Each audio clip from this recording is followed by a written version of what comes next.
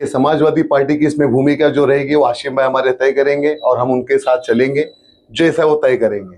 और जब बात रही अजमेर दरगाह की, तो वो दरगाह कोई 2 साल 5 साल देश आजाद होने से पहले का बात माना जाएगा कि संविधान को माना जाएगा? हम संविधान को मानते हैं, संविधान को मानेंगे। अब ये कलर है, ये भगवा भी है और ये चिश्ती भी है, दोनों को अलग कर पाओगे?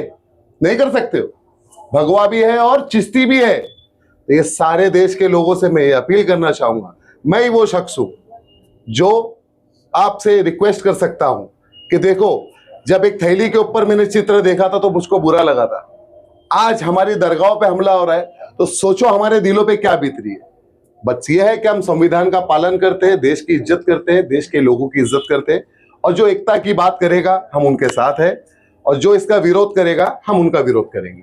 देश में ये जो चल रहा है बहुत शर्मनाक और घिनौनी हरकतें की जा रही है, ये बिल्कुल नहीं होना चाहिए। गंगा जमुनी तहजीब का देश है ये, हिंदू मुस्लिम सिख ईसाई दलित भाई सारे लोगों का देश है। और देश में जो ये मस्जिद के नीचे शिवलिंग ढूंढना और दरगाह शरीफ के नीचे ये सब सर्वे कराना, ये सब मुझे लगता है कि ये बहुत गलत बात हो रही है। इससे देश टूटेगा और इसमें भाईचारगी को भी खतरा है। और हम देश के प्रधानमंत्री जी से कहना चाहते हैं, सर बच्चों के हित की राजनीति कीजिए, आप एजुकेशन की बात कीजिए, आप डेवलपमेंट की बात कीजिए, आप इंफ्रास्ट्रक्चर की बात कीजिए, आप हेल्थ में किस तरह से काम करेंगे उसकी बात कीजिए। गांव में बहुत सारे गरीब किसान जो तिल तिल मर रहे हैं, जो परेशान हाल है, उनकी बात कीजिए। और ये मुझे लगता है ये सब हमारे देश के लिए बेहतर नहीं है, बहुत गलत बात है। और बात रही अजमेर शरीफ के लिए, तो हम अपनी जानें कुर्बान कर देंगे और कभी ऐसा होने नहीं देंगे।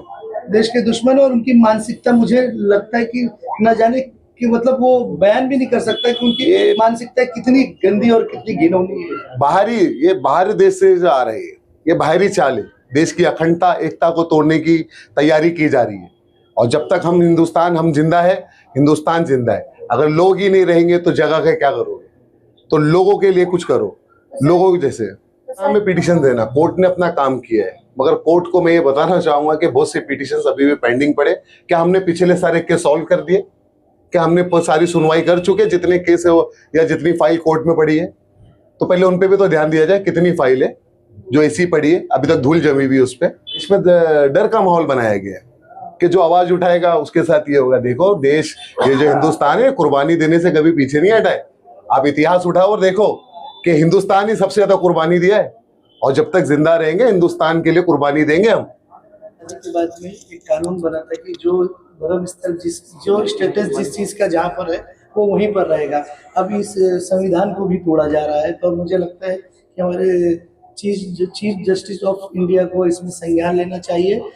ये चीज़ों को रोका जाएगा तो मुझे लगता है कि आगे भविष्य में हमारा भारत जो उज्जवल और अच्छा बनेगा और हिंदू मुस्लिम की एकता रहेगी, भाईचारगी रहेगी। मगर इस तरह से हरकतें होगी तो मुझे लगता है कि देश बर्बादी की तरफ जा रहा है। सही बात है।